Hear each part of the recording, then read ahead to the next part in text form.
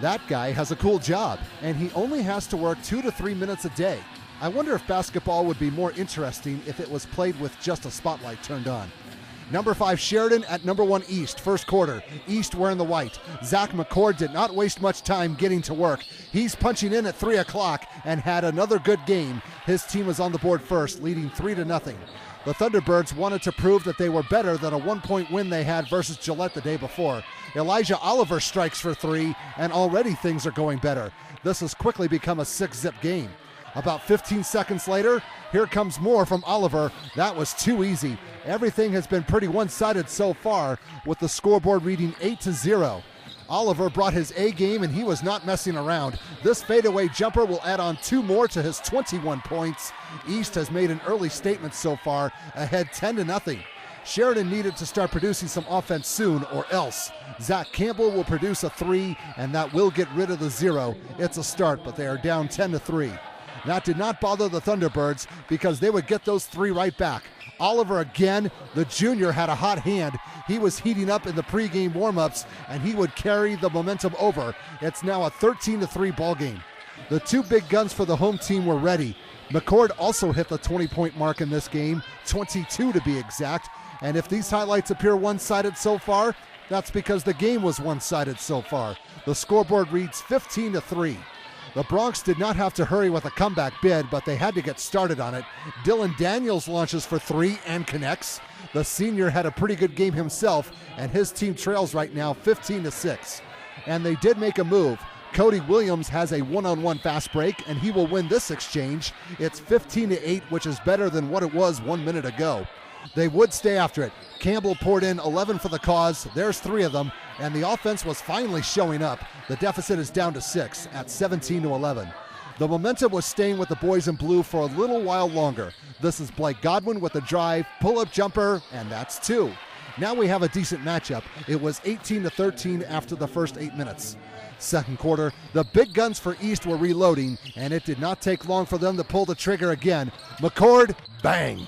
And things are back on track for his squad, leading 21-13. But Sheridan took that shot and fired back with one of their own.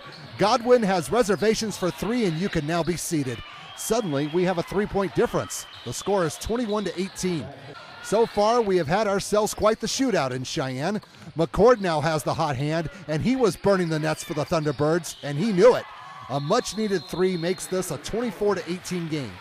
And Oliver was still on the floor as well. He did his own thing whenever he wanted to, and on this play, well, you get the idea.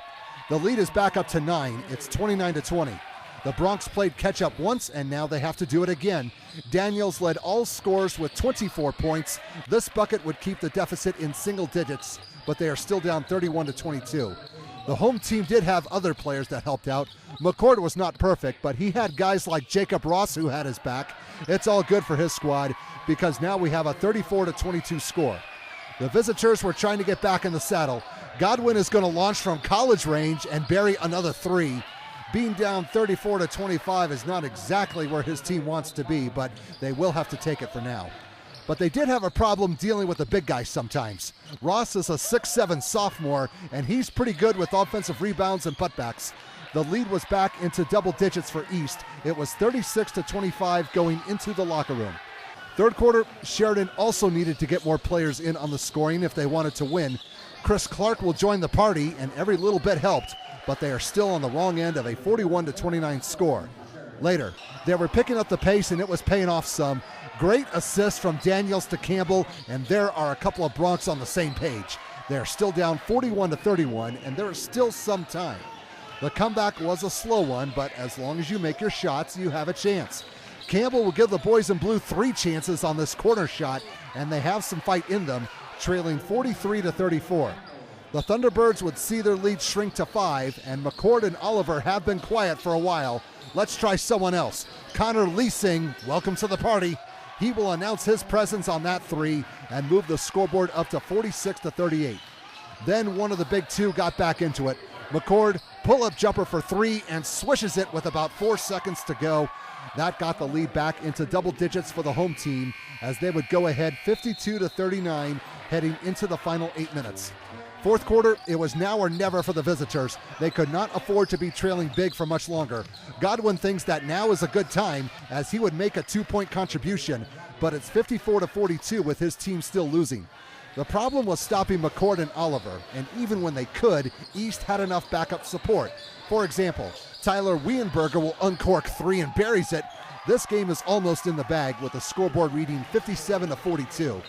Hate to say it, Sheridan was desperate, and desperate times calls for desperate shots. Daniels gets one to go in. There's not much time to spare. It's 58-45 with about 5 minutes to go. Daniels was trying to bring his boys back by himself, and for a while, he was doing it. This one is NBA range. Wow. The Bronx made a good run late in the game, but the key word is late. In fact, too late. East would win 68-61.